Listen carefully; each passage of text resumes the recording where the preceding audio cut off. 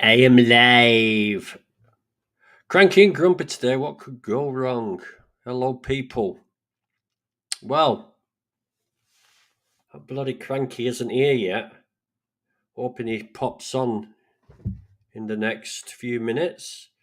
I think he's just doing it on purpose to wind me up. God knows. Well, let's have a look who's here. Let's have a look who's here in the chat. So we got 50-year-old vegan. Looks like a cage match. It's a great thumbnail, isn't it? I love that thumbnail. He's just looking right up at me. Who do you reckon would win in a fight between me and Jake? Vegan Mooncat. What goes around comes around, and he keeps coming back round. Vainamoinen, how are you, sir? Too many vegans go live at the same time. I hate stream jumping. No, I used to love stream jumping. That's all I used to do. Michael Askew, hello, vegan lovelies. Grumpy vegan granddad's here, miserable bastard. Vegan bad bitch, how are you? Ethically based ex-omnivore. It's about to get grumpy and cranky in here. Race lever. Yo, Laura, always a pleasure. Michael Askew, excellent. The real thing, about time. Bev Llewellyn, hello, Bev. Bev, I liked your comments. It's I deleted that video after your comments. We'll talk about that in a minute. But anyway, the cranky bleeder's here, so should we bring him on? We'll bring him on, I think. Hey. Hey, don't you me when you're sorry. late and I'm sat here like this, rocking in my chair and thinking, he's doing it on fucking purpose. He's doing it on It's such a pleasure to have you on. Your channel is so ADHD friendly.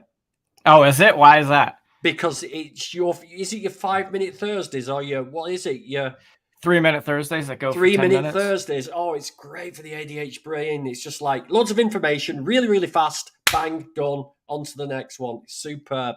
Perfect. I'm just going to share your social medias before we crack on. So, if any of you have been living under a rock, I'm going to share Jake's YouTube channel, which is The Cranky Vegan. If you want to look at what I'm talking about, is 3-minute Thursdays. Go and have a look at those. They're really lots of information in if you've got a short attention span like me, it's really, really great for you. I meant to look at your Cosmic Skeptic reply, but he's getting way too much publicity at the moment, that guy. But we'll chat about that as well. Sure. We'll get rid of that one. Instagram. Get Jake on Instagram. It's got a great page there. Please support all vegans and all animal rights activists on the social medias. It just gives us a little bit more clout. It's a shame what we have to do for the algorithm. It is. And then we have to allow trolls into our lives, and they do amazing shit for us. And finally, if any of you are Twitter people, which I am not. You're not. So should we not bother sharing you? I mean, you can, but I very rarely tweet. But I'm not a big Twitter fan. I don't get it. I know it's like. So there's the Twitter. We'll share that. In my opinion, the only social media, and it's not really social media, that I really enjoy is Patreon. My Patreon page. I really like it. Not because money comes in, but because we give away 100% of that money. I keep $0 of it, and we donate it to animal sanctuaries and grassroots projects. So, and this is what it's all about, and this is what we need to talk about. So, just a quick one on Cosmic Skeptic. What's your view? I know. My very short. Very short. Yeah. You 1 minute. 1 minute. 1 minute. 1 minute. 1 minute Friday. What day is it? 1 minute Monday. My take on Cosmic Skeptic is who cares? There are so many people that become vegan and so many people that stop being vegan. We need to stop putting people up on pedestals and caring about this one person. I get he has a big following and that he is influential, but who cares? We don't need him to win the things that we want to win. So I understand like when someone you care about and look up to and admire isn't that person anymore. And I get why that's disappointing for sure. But when it comes to our activism and changing things for animals, we don't need them on our side in order to win. So why waste too much time on it? Yeah, but I mean, my only point with Cosmic Skeptic, it was the maybes that were there, the thousands of maybes that will now go, oh, well, if he's not doing it, fuck it. I'm not interested in it then. It must be what I thought it was originally, and that's my only concern with somebody with such a large platform sort of reverting. I get that. I think that like if your final decision comes down to someone that's on YouTube, there are millions of us that you can find inspiration from. And if you can only get that inspiration from Cosmic Skeptic, you're probably not going to be vegan for long anyway. So again, like I take an approach on animal rights that a lot of people don't agree with, in that I'm less concerned about how many vegans there are and more concerned about how many animal activists there are. And so I obviously want everyone in the world to be vegan, but when one person stops being vegan, I don't think we need that person to continue on winning the things that we need to win. Okay. Right. So there's a reason I wanted you to come on because here we go. I'm siding with you actually. I'll preempt it that I'm actually siding with you. But what it is, right? With ADHD, what I tend to do, my brain, I'm not neurotypical, I'm neurodiverse. So what I tend to do is I have a knee-jerk reaction to anything. So I instantly react and I don't have any impulse control. So if somebody says something, I'll just instantly react and say, no, that's fucking wrong. Fuck you. And then I'll think about it and then I'll process it and then I'll come to the right conclusion. And when I first saw you talking about this, you were talking about veganism. And then you said, we shouldn't be spreading, we shouldn't be trying to get the vegan message out there. Now, correct me if I'm wrong. This is the way I've interpreted it. And this is why I wanted to talk to you. So we shouldn't, it's a big ask asking people to go vegan. It's a big fucking ask. And you explained it like it's like a brick wall and you've got the foundations underneath. And all these single issue things like stopping fur, stopping fox hunting, all these other little things, if we start chipping away at those and getting rid of those and they become like a fur becomes a thing in the distant past and then fox hunting becomes a thing and they're no longer in the social psyche, it's not there anymore, it's not part of the thing. When we get down to the food eventually, the final hurdle, it'll be so much easier. Have I got that right? Mostly, yeah. I think vegan outreach is important. I think talking to people about eating plant-based diets is important. Talking to people why veganism is important. And I think getting people to become vegan is important. I just think in the animal rights movement is largely our focus. That is how we win. Is the more people get vegan, the more that's how we win animal liberation. I don't think that on paper, yes. I think in reality, it just doesn't work that way. It's never worked that way for any social justice movement. It's certainly not working for ours because we've stalled out for the last 20 or 30 years on making any real progress in that area. So my opinion is that I do think, as you said, if we think of our target, in this case, speciesism as a building, it relies on certain things to build upon, a foundation. And that foundation, and I know like people call them single issue campaigns. I don't like to call them that because I do think that there's negative connotations to that. By definition, yeah, they are single issue campaigns, but I don't think it's a negative thing because it builds that foundation of speciesism. And we have the ability in the grassroots animal rights movement, which is where my passion and heart is as an activist, to take out pieces of that foundation. And speciesism needs that entire foundation to stand on. And as we start to pick out those pieces, even if they're small ones, fur, horse-drawn carriages, circuses, trapping, like animal experimentation is a bigger one. But as we start to pick those things out, they get removed from the lexicon, right? That those pieces of speciesism get left behind. And I think the more we can start to erase those small pieces of speciesism, like you said, I think we'll have an easier time in the future of tackling these really big issues that, quite frankly, at least in the grassroots animal rights movement, I just don't think we're capable of properly and successfully tackling. I mean, I'd agree.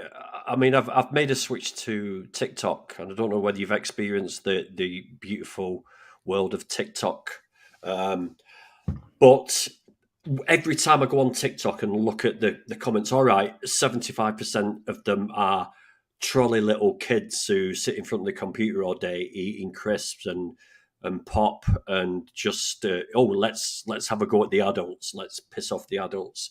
But it does dishearten me as to how disconnected people really are and how adverse they are to even thinking about the message that we're trying to put across there. Yeah. You know, it just seems.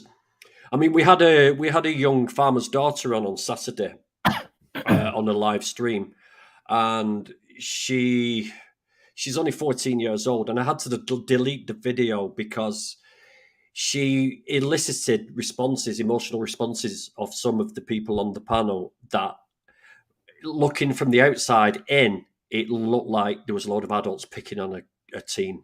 You know, it didn't look good. In context, it was obvious she's very good at trolling, and she's constantly on like TikTok accounts, and she's always there. And one of the people in the chat at the moment is a teacher, and she said, well, look, teenagers that age of 14 to 16-year-old are going through a process where they get obsessed with things.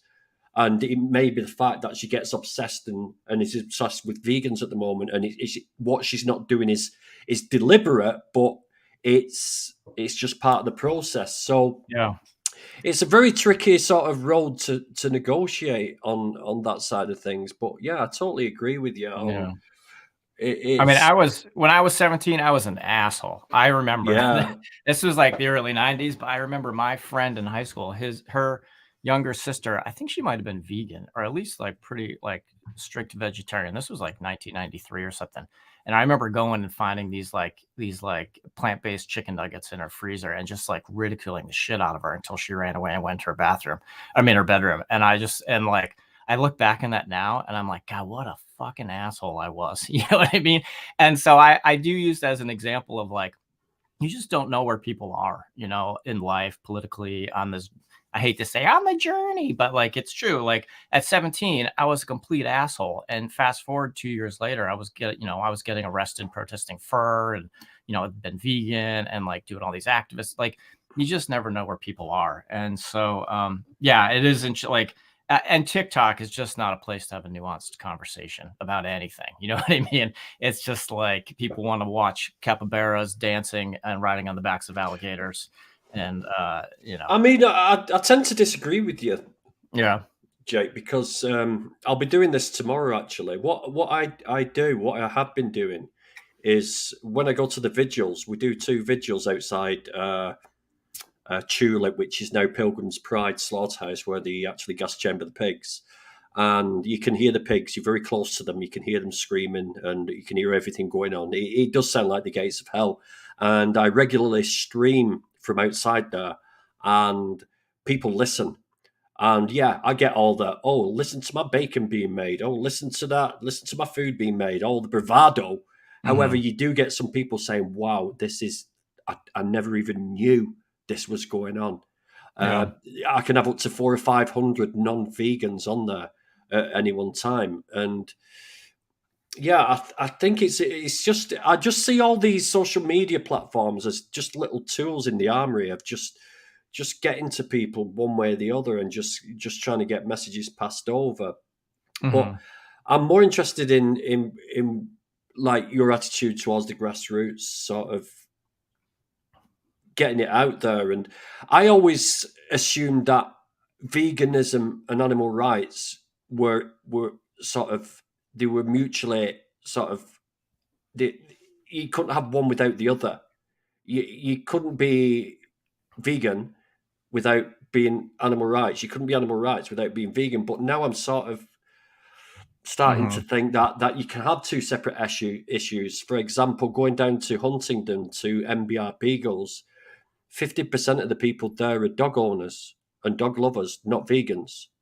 Yeah. And they are standing shoulder to shoulder with people who disagree with what they're going to have on the sandwiches that day or what they're going to go home and put in the oven. Yeah. I mean, where's the line though? Where's the line? Would you, if you did some event and you had right-wing neo-Nazis come, racist Nazis come to your meeting, would you accept them as people, or where do you draw the line with? Yeah, for me, I'm interested in people that are interested in liberation, and I don't think liberation grows out of the right. You're not going to find neo-Nazis that are like, interested in liberation beyond the liberation of them, themselves.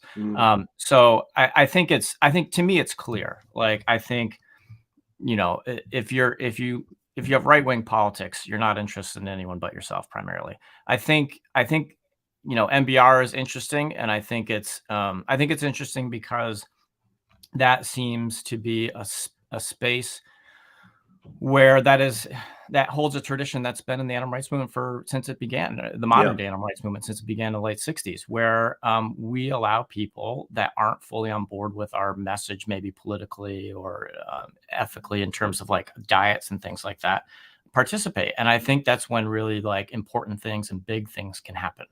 I think that is an opportunity to have a conversation with a dog lover, to have those conversations about why the dog in the cage in MBR Acres is the same as the chicken in the cage and the cow in the slaughterhouse and the mink in the cage, so forth and so on. And I think like, if you are doing your campaign smartly and strategically, those are opportunities to do both things at once. You get to tackle those single issue campaigns, and do vegan outreach at the same time. And to me, that's the sweet spot. Like, that's where I think we can see our biggest opportunities to make change, our biggest opportunities to grow our movement. And we often fail at that because we set a very strict, we have a very like strict moral baseline of like, if you're not vegan, then your politics aren't shit and you can't participate. You can't do this. You can't do that. Not everyone, but a lot of people, particularly in the grassroots movement, has that as a philosophy. And I get it. I was that way for a long time. But until I started working on campaigns where people that weren't vegan participated and did big things and made big sacrifices in furthering the goal of animal rights. And through that process, they began to make that connection themselves, and became vegetarian and then became vegan or plant-based eating, so forth and so on. To me, that showed that like, we can make all the vegans in the world or plant-based eaters in the world, but it doesn't necessarily mean you make an activist. But if you make an activist, I think you eventually make a vegan. And that's the route I think is you get a 2-for-1 in there. Yeah. I mean, we've had the CEO of Manchester's Vegetarian Society join us at the Vigils outside the slaughterhouse, and I was like, "Wow, he's vegan. He's the vegan CEO of the Vegetarian Society," and it's like, "Whoa, what's going on here?" However, like every Christmas for the last few years, he's organised vegan food for homeless people.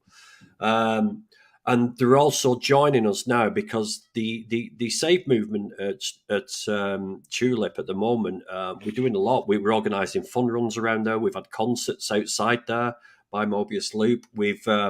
But now the guy who runs Manchester Pig Save, Aaron, is pushing the plant-based treaty. And I think the plant-based treaty is a really, really cool way to go, because we're actually we're getting universities to sign up to start with, which is, I believe, where we really can get people active. I mean, those people in universities are ripe for animal rights, and for veganism and for pushing sort of oppression against oppression.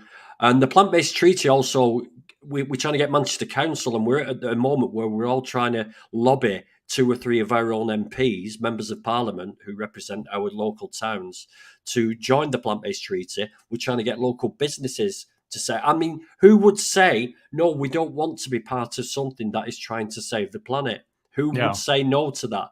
So I think it's a really good end, and it's a really good way to get things started. Have you, are you aware of obviously you'll be aware of the plant-based treaty, but I don't know how deeply you've looked into it.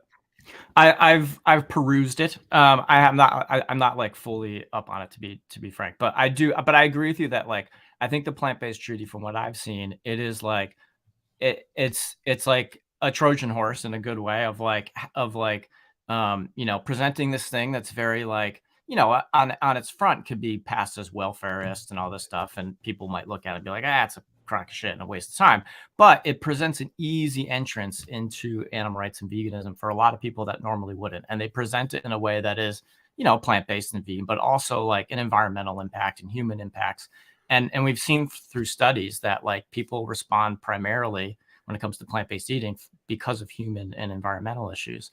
But you kind of get them in and suck them in through subterfuge of, like, into the animal rights message. And I think when I look at, like, the successful things that we've done in the animal rights movement, it's always been, not always, but a lot of times it's been that way, where it's like we present something very light and fluffy, but the people organizing it and the underlying message is like, this is about liberation. And if you come through this door with us, we got you, and we can use that momentum to go bigger and I agree. I mean, it's so refreshing to hear this, mate, because, I mean, like I said, I to and fro with the way I think. I listen to people. I'm not very good at expressing myself. I can express myself when I get sort of straight thoughts. But I listen to people like you, to Roger, to Ronnie, to all the other vegan influencers, and listen to their views. And I listen and I understand it. It's just so refreshing to hear that this idea that people have to look at the animal rights situation, look at what we're doing to the animals, then we have to go vegan overnight. We have to chuck all our stuff out. We have to get rid of our leather settees, our leather boots. We have to chuck all the meat out, throw it into landfill, get rid of the fucking lot, and go vegan straight away. That's bullshit. Yeah. It took me 3 years to go vegan. And when I did go vegan, I thought I was vegan because I thought veganism was a diet. It wasn't until a year later I realised it was an animal rights philosophy. But I wouldn't have gone down that road had I not thought I was doing veganism for health. And so this is what I mean, this Trojan horse thing. Yeah, why not? Why not use a Trojan horse, right? It's... Yeah, I think we have a movement that is, when you are awakened to this idea of, like, how much awfulness is in the world with animal use and the abuse and suffering that goes on by the trillions every year, you're enraged by that, obviously. Like, hopefully anyone and everyone would be, and you want to react to it. And so and that's how I was for a very long time. I wanted to react. I was angry. There's no compromise. And I still believe the idea of, like, no compromise. But I think as I got older and started seeing strategies of other movements and how they won, and why weren't we applying that, and what were we doing wrong in the animal rights movement while other movements were being more successful, that's obviously a big answer and a big conversation. But I think part of it is that we have such a high barrier of, like, you have to do this and you have to be all these things before you can be a part of the rest of this movement. And I think it turns a lot of people off and it keeps a lot of people out. And I think even a lot of people that join are like, oh God, this is way too, I just can't do it. And I think a lot of, I'm sure we'll go through and see it in the comments in here, like, oh, well, it's easy. Like, why aren't, more people can do it? Well, it's not easy for everyone. It's hard for some people. And some people live in situations where they can't always be the things that we want them to be. I mean, none of my, sorry to interrupt, but none of my family, none of my family are vegan. And there's 4 of us living here. And if I hadn't have been such an accomplished cook, I would have found it extremely difficult to subside on, because my wife wouldn't have done what she's used to, like 40-50 years of doing the same old shit, the beige shit, so I would have found it tough had I not been an accomplished cook, so a lot of people do find it tough. And so I think I think people misunderstand this idea of like, oh, so just anyone can be an animal rights activist and do this, and they can be leaders and spokespeople while eating it. Well, no, like, of course not. But that's why, like, I constantly talk about strategy and things like that. It's like we have to be strategic about the things we do. We can take people that are becoming activists and interested in these issues and bring them on board in very base level ways to get them involved in activism. I like a perfect example to me is like the hunt saboteurs, right? Like when they got started, a lot of those people weren't vegan or vegetarian, and they, not a lot, but like, they get in this van and they shut the doors and be like, oh, we're driving 2 hours into the countryside. You're not vegan. Let's have a 2-hour talk about why you're not vegan. And then let's get out and save some foxes. And so they got the work out of them, but they also got the education out of them. But if they had kept those van doors closed, it would have been a fraction of the people out there saving hunts and saving animals. So, like, to me, that's a great example of like how this could be expanded into like the broader feeling of like, let's open those van doors, bring some people in on the issues that they want to be involved in, whether it's dogs or elephants or orca whales or dolphins in captivity, veal, foie gras, like issues that a lot of the general public are opposed to. Let's bring them on board, bring them into the van door, so to speak, and then shut them and then give them a good talking to while we get the activism out of them. You know what I'm saying? And if they decide to jump out the door and roll away, at least we got some activism out of them. My God. I'm only laughing, mate, because I didn't. I don't know whether you've seen my show reel scene. I posted it on my Instagram and there, and it's. I'm a struggling actor as well as a truck driver, an animal rights activist, a vegan, a fucking. And one of my show reels, there's two of us in a van, and we're talking about shooting the guy in the back. And I tell this guy that I can't do it because I'm vegan. And then we drag this guy at the back of the van, and this mate of mine shoots him, and I don't because I'm vegan and all this. I'm just laughing at it because of that, because it thought, just reminds me of that. Just get him in the back of the van and make them vegan, make them an animal rights activist. But I get it because I know I'm not much older than you, Jake. I think I'm about 10 years older than you. I'm 55. It's the lighting, though. Do you reckon it is? But I was a 70s kid, right? So I grew up in the 70s. Most people on the TV in children's TV at that time were paedophiles, so that was a really cool thing. But we grew up in a time of racism. So I saw the racism fight, the equal rights for black people. I saw all that. I then saw the AIDS epidemic. I saw the homophobia. I saw gay bashing most of the time. Then it was gay rights. Then it was and I've seen everything evolve. The punk movement was part of the animal rights movement back in the day. I think they went hand in hand, the punk and the animal rights. Obviously, that's how I got involved. Yeah, exactly. You did 4 years in jail, didn't you? In prison, yeah. Yeah. So yeah, because I've been doing a little bit of reading. It was the Stop Hunting. Why Huntingdon? Yeah. Is that a place in the US? It was a laboratory in the UK and the United States. So they were in Huntingdon. Because that is where the NBR Beagles is, Huntingdon. Yep. The labs were down the road. Now it's called, it was in Vigo. I think it's still in Vigo. And the HLS combined with a couple other laboratories after we almost put them out of business. There's a great documentary called The Animal People. You can find it online, but that's a documentary about the campaign we ran in the US, but it started in England and was 18 countries around the world. I've got the trailer here. Is it free to watch on YouTube, or is it? Probably. It came out in 2019. It was on Netflix and Apple and all that stuff for a while. I'm not sure where it is now, but hopefully you can find it somewhere like on YouTube or. We should be able to find it. We should be able to. Yeah. So, yeah. Anybody's got any questions for Jake? Throw it on. If you've got any questions for me. I want to hear more about being a truck driver, because when I was younger, that's what I wanted to do. Truck driver. Well, it's a cool job. But when you've got ADHD, it's a very dangerous job, mate. Very dangerous job. Because you lose concentration. And the times that I've gone like 10 miles and thought, how the fuck did I just get here? But yeah, It's a cool job. It's a cool job. Do you do overnights in the UK? No, I've never. They do overnights. I mean, every wagon comes equipped with a bed and a bunk. The ones we've got now got microwaves in them. They're built for living in. It is a nice job. It's well paid now because of Brexit. Brexit pushed my wages through the roof. So basically, 10 years ago, I was earning from £9 to £12 an hour. I'm now earning £18 to £21 an hour, up to about £30 an hour. Nice. So yeah, it's a really. So I only work a Friday, Saturday, Sunday now, which I could do more. I could earn more, but I don't want to. I don't. Live to work. I work to live. And once I've earned enough money, that's it. And I spend the rest of my time sort of just chasing the acting career and trying to get more people to go vegan. But animal rights.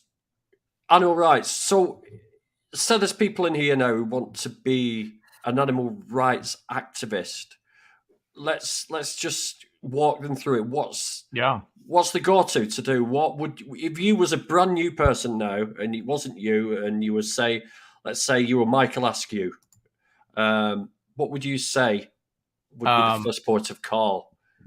Yeah, I think the first thing we do is that we recognize that we all have talents and abilities and skills, and we figure out what not only we're good at, but what we enjoy doing. And then we find there's two routes after that, right? You can find people in your community that have complementary skill sets, and then you put them together to form small groups in order to start strategizing around what you want to change. If that feels like it's too much for you, you can take those skills and find an organization in your community that needs your skills or wants your skills. And one of the few benefits of the internet is that if you can't find anything locally, there are people all around the world that need your help doing whatever it could be. And I think like we often romanticize activism as like, in order to be an activist, you have to be able to yell through a bullhorn or run into a place and disrupt it or wear a balaclava and like take animals and all this stuff. But the reality is like what we need are people that are good writers, that are good fundraisers, that are good designers. When we were doing the Stop Huntingdon Animal Cruelty campaign or SHAC, the things that we needed were lawyers because we were getting sued constantly to try to stop us. We needed an accountant because we didn't know how to do our taxes because we were 25-year-old kids running through the streets causing trouble. We needed people that went to business school that could tell us how do companies operate in the world so that we could dismantle them and get them kicked off the stock exchange and bankrupt them. Like a lot of times we're sitting around thinking like, I went to business school. This isn't going to help. But that could be some of the key pieces that a campaign needs in order to win. So recognizing what you're good at and how you can plug that in, I think is like the first really big and important step. And as I said before, just because I like to ramble, make sure you enjoy it, right? Because otherwise you're just like, fuck, this is just another job to me. And it's an important one, but it wears on you. And so for me, I like editing video. I like designing stuff. And so a lot of what I've done in the past is editing videos and designing things. And that's how I plugged in. So there's something for everyone to do, something for everyone to plug into. And that's how we can start to get active. Yeah, that's definitely a bit. I seriously thought about getting into animal law a while back. Well, do it. What's stopping you? Yeah, totally agree. I mean, I've used my skills. I mean, one of my skills is that I'm fearless. I've got no sense of danger. Well, there you go. So so I'm the guy who will just like go and walk around slaughterhouses and test how good their security is, let's say. But also my acting skills come into use because sometimes I've been able to sort of become someone and been part of the workforce without giving too much away. But what about people? So that's a really good one. That is people who are good writers. I like that because there's a lot of people out there who are don't like to be on the forefront. They don't want to be on social media for obvious reasons. Yeah. They're not very social people. They spend a lot of time at home. They may be retired. They may be unable to work. That's a really good idea. That I mean, even like people always make fun of like cupcake vegans, you know, like, oh, people that bake, like, but I mean, I've raised, not me personally, but like myself and friends have done bake sales where we raised $3,000 in like a couple hours. So like, even if you're good at making cupcakes and cookies, like you just never know how you want to get that real quick. We can all listen in. No, because she's doing it on purpose, right? She did it on my last live, and she's doing it on this live, and she's trying to get on the live, and it's Laura. I'm going to shame her. She's probably in the chat now. But yeah, I think there's all sorts of important things that we can do that you normally would be like, this isn't going to get us anywhere. I will, since we got no questions, I'll continue talking. I remember when we started doing Shack, we were targeting the biggest investors in the laboratory, and there was this investor, this company called Oracle Partners in Connecticut, in the northeast corner of the United States. These self-described grannies in Florida were like, oh, we want to start a letter writing campaign against this Oracle Partners. And I was like, what a waste of time. Letter writing, you got to be joking. Like, we're out here protesting, disrupting, flipping over tables, causing havoc. And these people want to write letters. I'm like, all right. But so we're like, yeah, go for it. Write your letters. Like, we're happy to help, whatever you want. And so every week they would call the office and be like, oh, we're writing our letters. I'm like, oh, great. Nice job. They wrote letters for months. And then finally we were like, we were close by to like 5 hours or something from the headquarters of this company. And we're like, oh, we should support these grannies, and we'll go organize a protest. So we put together a protest, and before the protest even happened, the company called and said, we are divesting from the lab. We're selling, I think it was like $11 million worth of $11 million investment. We're selling it off from the lab. And what we would do is like, oh, can you write a letter saying like you're selling off the shares and that you're not going to go back to the company or back to the laboratory, and we'll put it on our webpage and people will stop protesting. And so they wrote this letter, and it was like, it was a bad investment. It was unethical. We thought they would become a more unethical laboratory, but they didn't. But most importantly, we just want these letters to stop. Like, we can't handle these letters. And so like, okay, cool. So, and it was like at that point where I was like, fuck, like, you just never know, right? You don't know what your skill is and how it can. Because we had a stint of these government online sort of forums where we'd swarm the chat. So anybody with legitimate questions about what they were actually talking about couldn't get a word in edgeways, because there was thousands of these vegans all putting on go vegan, animal rights, do this, do that, stop doing this, plant-based treaty. It's just, it's a really good way. And what's this? Cranky, would you prefer unlimited Goji Berries or one Goji Man if you could only choose having one in your life? Great question. I don't know what a Goji Man is, so I'll go with the Goji Berries. Goji Man is a bit of a health guy who can sort out your gut problems. There's no sorting me out at this point. I'm done for. Same here, mate. Same here. What actually, I wanted to ask you a question. How do you earn your money during the week now? I'm a hustler. I work. I work for a nonprofit organization. So I work for an organization called Rainforest Action Network. It is a environmental climate justice organization that's been around since the 80s, and we do pressure campaigns against corporations, primarily to end deforestation in Indonesia for the palm oil trade. And also we go after banks for financing fossil fuel extraction projects like pipelines, drilling, things like that. And then we also do a small grants program where we give away about I think we're up to about $400,000 to $750,000 a year in small grants to indigenous communities and frontline communities, so that they can fight their own battles against these. Wow, that's really good, because that's empowering people as well. And this is what we get accused of quite a lot is like, why are you fighting for the animals when we've got all these other issues going on in the world? There's a war in Ukraine, don't you know? It's like, God forbid you care about more than one thing. Wow, and I had one guy when I was telling you about doing this stream outside the gas chamber with the pigs screaming for their lives, and this guy said, why are you not saying anything about all the people getting killed in Ukraine? So I got one of my guys on the chat. I said, go and have a look at this guy's page and tell me what he's doing about the war in Ukraine. And she came back and said, oh yeah, he's doing gaming videos. That's really going to help Ukraine. Yeah. Question: what would be a good way to raise funds to obtain some outreach assets, leaflets, banners, placards, etc.? Yeah. And this is Graham. So Graham is setting up the Save movement in Ireland, in Dublin, near Dublin. Well, if it's for Save, I would just call up Anita and ask for a little of that sweet Save cash. I think that was a joke. I think if that, like, there's a lot of different ways to raise money. It's going to be different in every place. I mean, it depends how much money you actually need. I think like the online space is pretty saturated. I think it's hard to raise money online personally.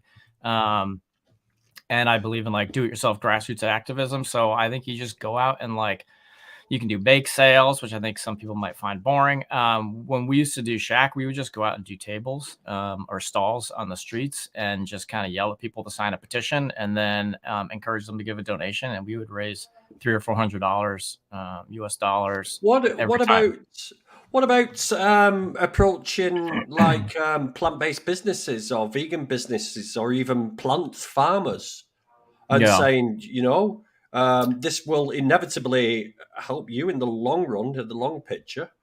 Yeah, I think I always have concerns about partnering. Oh yeah, Pitch Fund is a great suggestion. I didn't think of that, so thank you for sharing that. 40-year-old vegan. I think 50, he's 50, mate. He's 50. Yeah. Not out for you. He's a lying bastard. Yeah, I've heard that about them.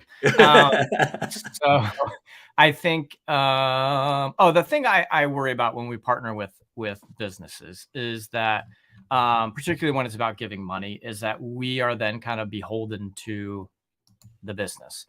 Say we at some point our politics could butt up against one another. And then it becomes the situation of like, well, do I still want to get their donation and their money, or do I want to do the right thing and try to change the thing that they are opposed to? So I'm always concerned about partnering too much with businesses like that.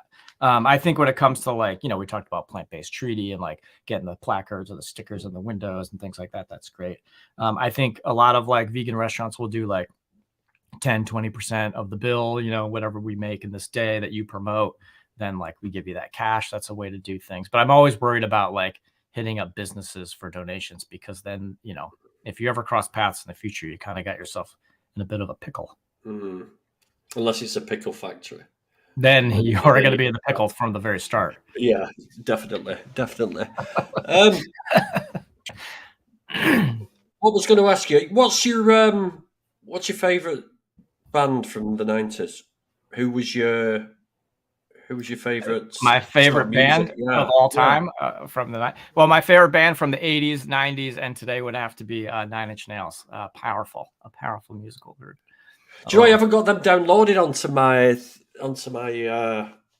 Amazon yet? I'm gonna have to have a look at that. I'm always looking for inspiration for music, because I grew up with the Sex Pistols and then Madness and all the ska and the two-tone, and then it was dance music, and I don't remember much after that for about 8 years.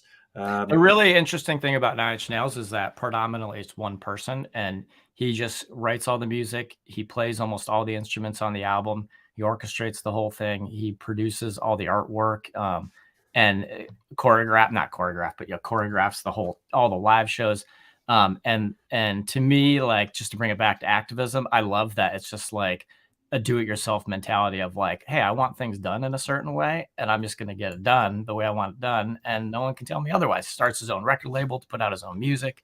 And to me, like that's what I loved about hip hop in the 80s when I got interested in hip hop when I was a little kid, and hardcore and punk rock in the 90s. And today it's just like, if you want something done, just do it.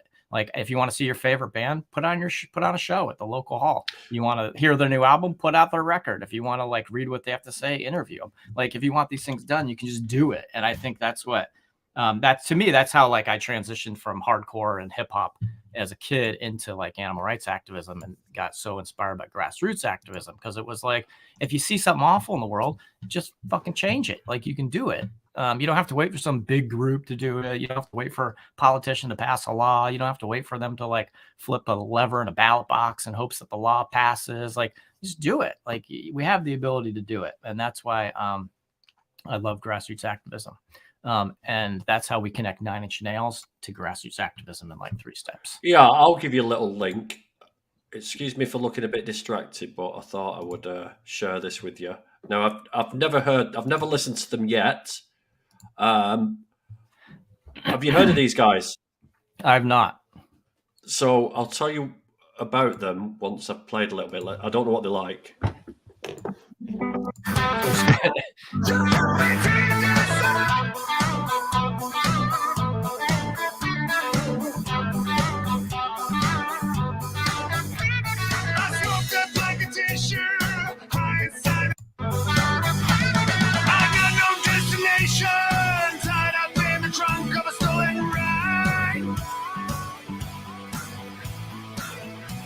So those guys, it's got a little King Diamond look to them. Yeah, they're totally vegan. Oh yeah, and I've tried contacting them several times to try and get them on, but they're a totally vegan band. But yeah, I'm not sure about the music. I've not really listened to them, so I wouldn't like to rate them or not. But yeah, I think music is did I play it for long enough? Did I play it for long enough? I always forget about that. There was a little when I was going live on Instagram. The police got wise to it and started playing copyrighted music on the phones when you were recording them on lives. Smart. And they were shutting you down. Yeah, they are smart. Demonetized. I'm trying to put a vegan IC together. What does IC mean? I don't know. What's IC mean, Clever Motel? Hopefully we can do work together to change some minds wherever we end up breaking ground. Let's guess what IC means. Intravenous capitalism. Insane clown posse. Insidious cross-dressers. Why? Why did that come out of my mind? I don't know. Nothing wrong with that. How about I'm not sure. Intentional community. There we go. Well, that's much better than anything we thought. International community. Yeah, it's better than insidious cross-dressers. Yeah. Intentional community. A lot of interesting and cool stuff has come out of intentional communities. If like I always think of, it's a pretty radical example, but the Move organization in Philadelphia back in the 70s, one of the first real groups of people that started doing protests against zoos and things like that. That was a good guess as well. But Move organization, rooted in like Black liberation and but also with a vegan twist to it. We're really one of like the first group of people in the United States to really start protesting against zoos and things like that in Philadelphia. Might be an interesting look. Yeah. I mean, this is the thing as well about what I've found over the years. Is like 6 years now. I've been vegan, and the more you look, the more you see. I went to the beach a while back, and I was walking past the shops, and I saw these little buckets with pictures of these cartoon crabs on the side, and inside was the reel, and it was actually little kits to go catching crabs out the sea. Then you had the fishing boats, and everything was just. It's like walking through a sort of like an alternate universe once you start seeing everything for what it is. It really does get to you. It is. It's like walking through the set of a horror film sometimes. So you have a bit of an interesting story on how you got interested in animal liberation and veganism, don't you? Like kind of unconventional, like you were interested in other liberation issues, or they kind of drew you into the idea of animal liberation. Is that right? Or am I getting that wrong? I think you may have gotten it a little bit wrong. I think I've just evolved over the years. I've gone from the health perspective, like I said. I mean, a lot of stuff I can't talk about. Yeah. I can't talk about yet. So, but you talked a little bit about growing up in the 70s and the 80s and seeing like the AIDS crisis, and you probably saw like the coal miner strike and all that stuff, right? I mean, oh yeah, I saw all that. Yeah, did definitely. that get you interested in thinking about like the idea of rights or Do you know? liberation? Do you know what's really, really weird is that I grew up with racist values. Mm-hmm. So I believed the racist rhetoric that was being put to us by families, friends, and even where I live now, it's still acceptable to you walk into any pub around here and tell a racist joke and you'll get a laugh. You know, it's still here, it's still strong, and yeah, I broke out of that. But my problem was, Jake, that I never had that conversation with anybody. Had I had that conversation with somebody, it may have been a different story. I may have been someone completely different back then. I may have been the person I in am a now good back way then. or a bad way? In a good way. I would have been, if it had bumped into Ronnie Lee, you know, and talked with him. I mean, I was a punk, I was a skinhead. If I got in with the right circles, I would have been well into all that. But I never got exposed to it because of geography, I think, you know. See, in the north, we were. It was tough. We saw everything. We saw the way things. You know, there were 3 million people unemployed. You were chasing jobs all the time. You were trying to make money. There weren't no time for. And then it was a big pub culture, very selfish sort of lifestyle. It was all about going to work, earning money, at the weekends go and get drunk, throw up, go to bed, and start again on Monday, depressed as hell. And that was. And what broke you out of that? My son. Yeah. My son was the trigger. And John Joseph from the Cro-Mags, believe it or not. Yeah, his book, Meat is for Pussies.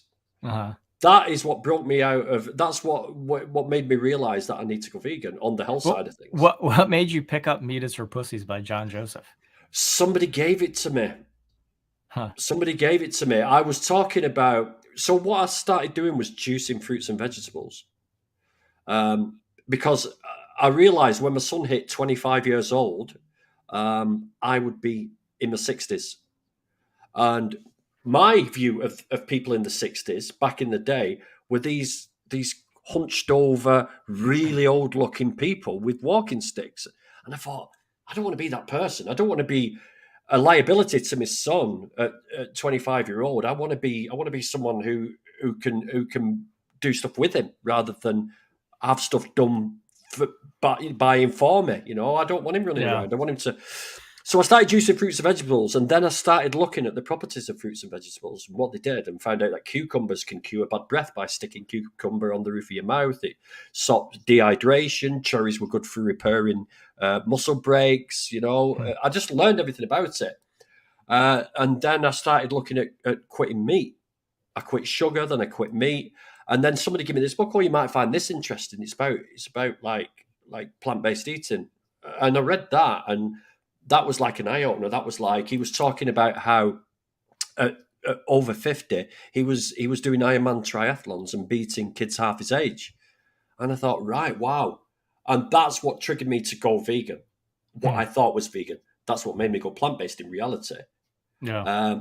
And then after that, I started seeing stuff like Forks Over Knives, and then What the Health, Cowspiracy, Dominion, Land of Hope and Glory, all this, and then Joey Carbstrong, and then all this lot. This is what turned me completely. And then I was outraged, as I was outraged about racism. I was during the Manchester bombing. What was she called? Summit Grande. I can't remember her name. She was a singer. She had a big concert, and there was a guy that bombed the stadium in Manchester, and two of my friends lost their wives who'd gone to pick up the daughters there. The daughters got away with the lives, thank God, but the mothers got caught in the blast. And I was ringing around hospitals, and after that there was a backlash, and there was people saying, you know, Muslims this, Islam that, and I fought it vehemently. I just thought, no, you can't blame a race of people for the actions of one fruitcake who sort of misreads the Quran and interprets it in a really radical sort of way, like they do with a lot of religions, you know. So yeah, it's. I think I've always had it in me to go with everything with full force, and I think it's always been there. It's just never bumping into the right people and having conversations with the right people, which then goes back to what we're all here for in the first place, what we're talking about in the first place, that grassroots activism. Because if we're never going to bump into people, and I tell people in the audience all the time, is there's people on this planet, there's people in your town, there's people in your village who have no idea what a vegan is, who have no idea where the milk comes from and what the process is. They have no idea what the leather industry is. They have no idea that animals are tested on for the household products, the toothpaste, the shampoos, the shower gels. You know, they've no idea. They've no idea that leather comes from an animal, some people. And this is what I mean. It's really important that we've all got to have a voice and be active. Yeah. And you got involved, I'm awful at math, but in your 40s, yeah?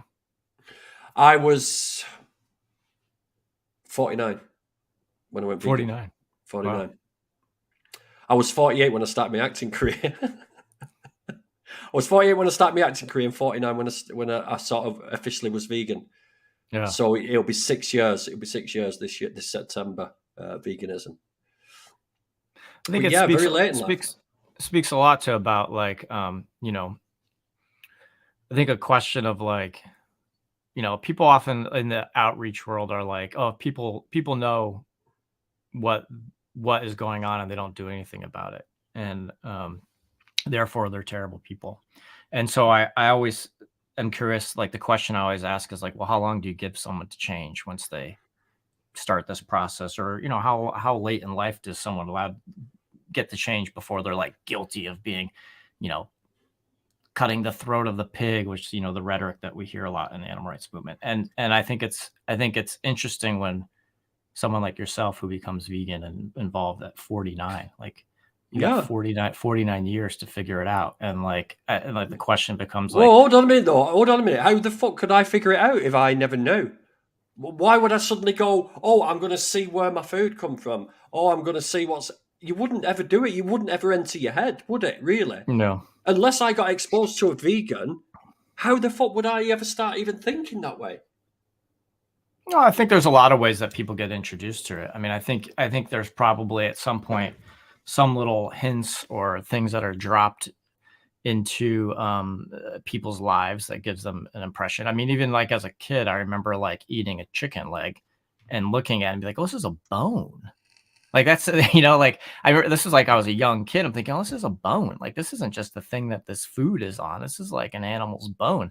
You know, I didn't think much about it ever after that, but I do remember like at some point just kind of thinking, oh, this is like an animal. Yeah, I remember getting a chicken's foot. A few of us did it because we usually got your chickens without the feet on. No. And somebody showed me. They said, oh, if you pull this, the claws go like that. So you pull this thing in the top of the leg, the claw goes like that. So we were going around scaring girls, like, you know, going with these chicken legs. But I never connected it. I never thought, oh, this is an animal. If that had been a human hand, you know, it's like, but you just don't think that way. It's just, it's like some sort of vision is impaired. You just don't see past this point of where it's a living, breathing, sentient being that's in front of you, but you never see it. And yeah, it's a hard one. Unless you're because I've been accused, oh, it's took you 49 years to realize as though I'm fucking stupid. And yeah, you know, and I haven't got an answer for that, Jake. It's like, oh, yeah. I don't think you need an answer for it. I think that's part of the point is that like you don't need an answer. It depends on where you are now and where you're going. But how the fuck have I gone 49? This is what I don't understand now, looking back in retrospect. How the fuck have I managed to do 49 years without realising what I know now? It's just really, really strange. Well, I think also it comes back to the idea that and I know a lot of people disagree with me about this, is supply versus demand, and the idea that like if we can shift demand, then the supply will have to change. And I disagree with that. I think we have to shift supply in order to change the demand. And part of the reason I say that is because I think the people that we and the corporations we're fighting against are so good at misdirection and miseducation and blinding you and convincing you the things that you need and want in life, right? And I think like, yeah, you can be like, oh, I went 49 years without knowing those things, but it wasn't just because you didn't pay attention or someone didn't talk to you. It partly is because society has been built around these corporations that have convinced you what you want and need in life are animal products and byproducts. And I don't think that should go unrecognized or unmentioned. Yeah, of course. I mean that's a whole topic in itself as well. Is this whole industry? People think, yeah, they gauge veganism on the amount of products that are out there, but no, right? The rise of the e-cigarette, that the tobacco companies that I still use now, the tobacco companies fought tooth and nail to get e-cigarettes banned, to get e-cigarettes regulated. It was the biggest threat they've ever had in their lives, and this started about 15 years ago. Yeah. Now they make them. They make tobacco and e-cigarettes. So you can't gauge the success of veganism just by how many products are out there. It's just the fact that people out there, these big businesses, are very, very clever, and they know what people want, or they convince you want them. They're even bringing it into these adverts where do a meatless Monday, do it.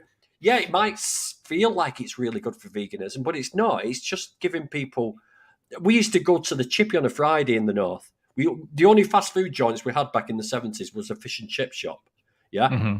So the big treat on a Friday was the fish and chip shop. There'd be a massive queue outside this fish and chip shop with all us kids, like with our trays, getting these fish and chips.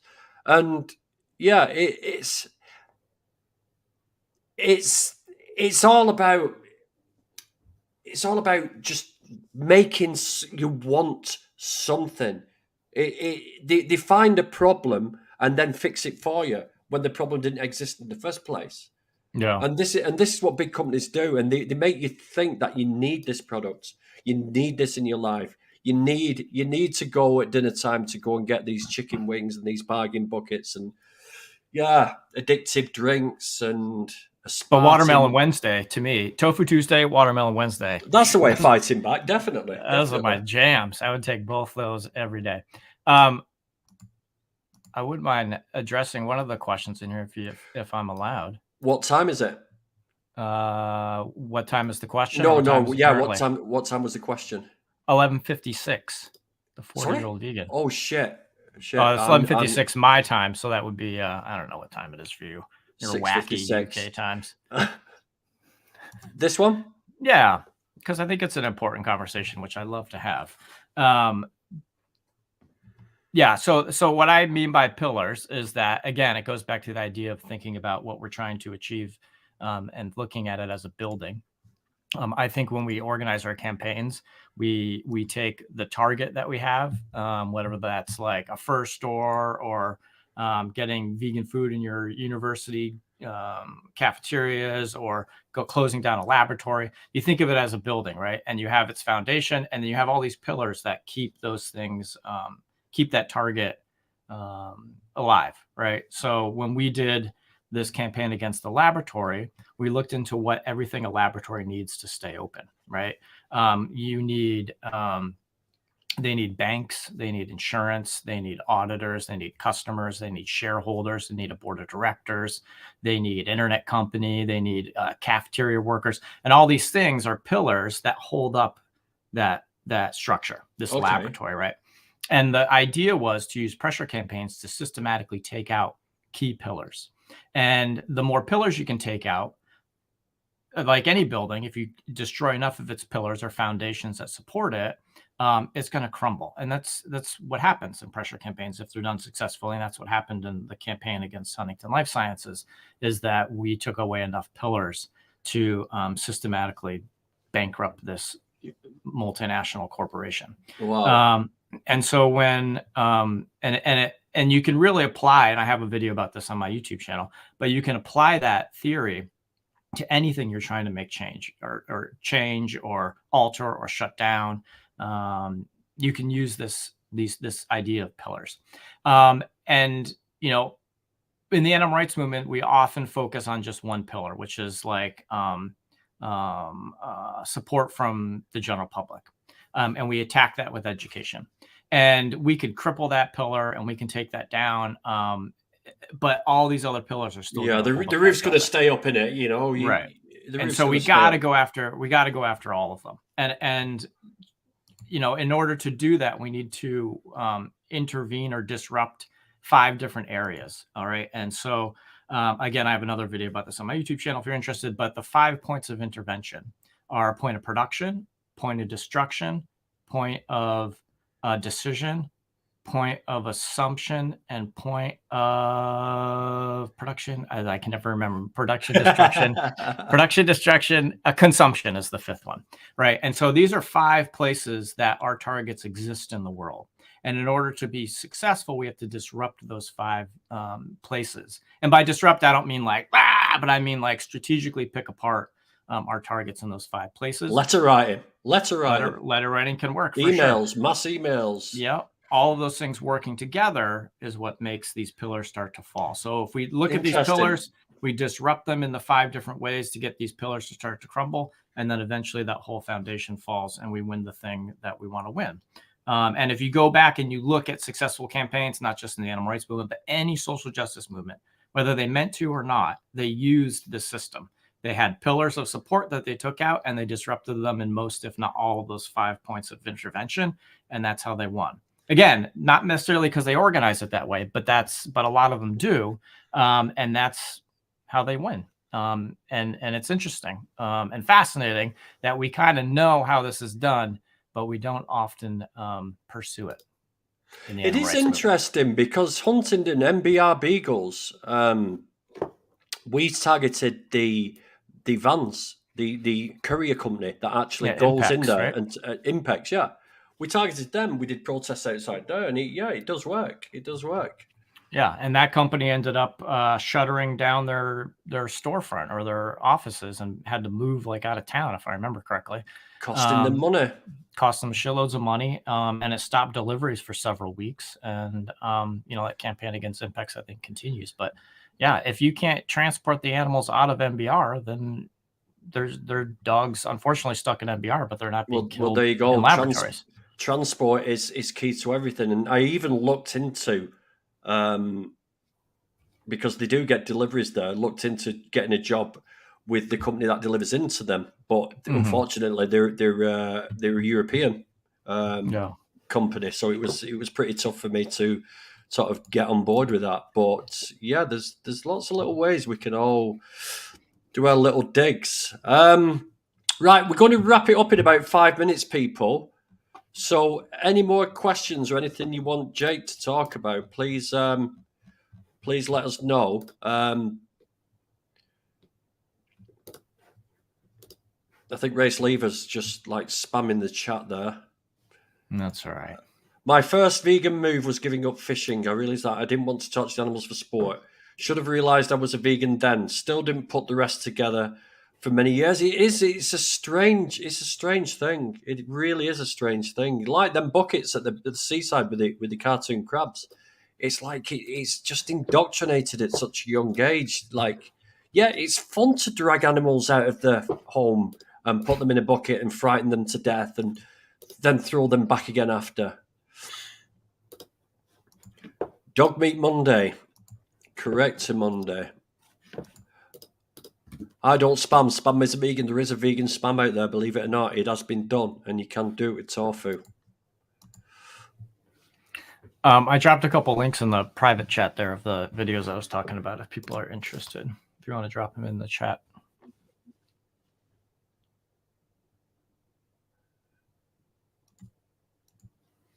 So there's the first one. We'll get rid of that. And I think that was the second. What did that last one end in? AE, right, and 1 second. And there's that one. Hey, everybody. There we go. There we go, people. Perfect. Elwood Dog Meats. CD activism is a new and up-and-coming activist. He's still yet to tell his parents what he does because they think it's extremism.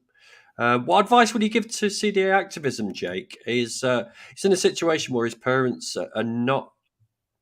He thinks they would kick off about him if he said he was campaigning and he was going out doing activism and stuff like that. They wouldn't like it and probably kick him out of the house. What advice would you give to this guy? I mean, it's tough because we all have different situations and different living situations and parents and all sorts of things. But I think, if it's like I remember when I was younger, I asked my mom for, I think it was for my birthday, if she'd give me 2 hours of her time to watch a documentary. And so we sat down and watched Peaceable Kingdom, I think, a documentary about a farm sanctuary in the United States, just to get them interested or get her interested in understanding of the issue.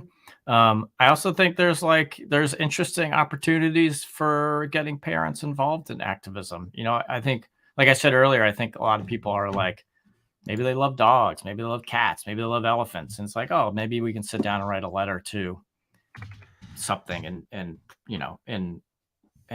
voice our opposition, or maybe we can go sign a petition or something like that. Finding some sort of common ground where like they can understand that activism isn't extreme. It can be as simple as like signing your name on a piece of paper, and getting people involved, and getting them interested that way.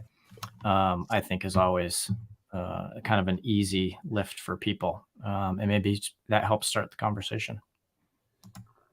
And I'll do a kick-off, they said they would. Well, it's about the way to do it, mate. It's about the way to do it. If any of you want to look at some really good sort of animal rights vegan documentaries, get Waterbear. It's online. You sign up free. It's only a matter of putting your email in. It's got lots of documentaries on there. You can watch them on your phone. It doesn't really. There we go. So there's Milked on there. Racing Extinction, Slay, Titan. There's lots of different, many more than that to watch on there, and totally free. So please feel free to go and have a nosy at that if you're at a spur end, or you're stuck at work, or you're bored, or you want something to watch. Some great stuff on there. Vegan Moo Cat. He's just coming back after a break from YouTube. So is that it, guys? Is any more questions? Anything else to ask this gentleman? It's been great chatting, mate. Honestly, It really has. Thanks so much for having me. He was just pure interest. I've really warmed to the message you've got, because I find that the vegan community and the animal rights community is getting diluted. It's getting really diluted, and I think we need to start pushing in the same direction. And like you say, it's time to start doing things right. Let's get this plant-based treaty up and running in your towns. All you've got to do is write letters to your MP. I would be interested to know what Jake's credit card, debit card, PIN numbers, and social security numbers are. You can have half of my debts, Race, if you want. You can have 50% of all my debts. You're well. Do you like trains? I don't know who that's a question to. I love a good train. Sure, trains are great. We don't have them in the United States, really, but whatever. Who would win in a fight between you and me, Jake? We'd probably just swing a couple times and then fall over in exhaustion.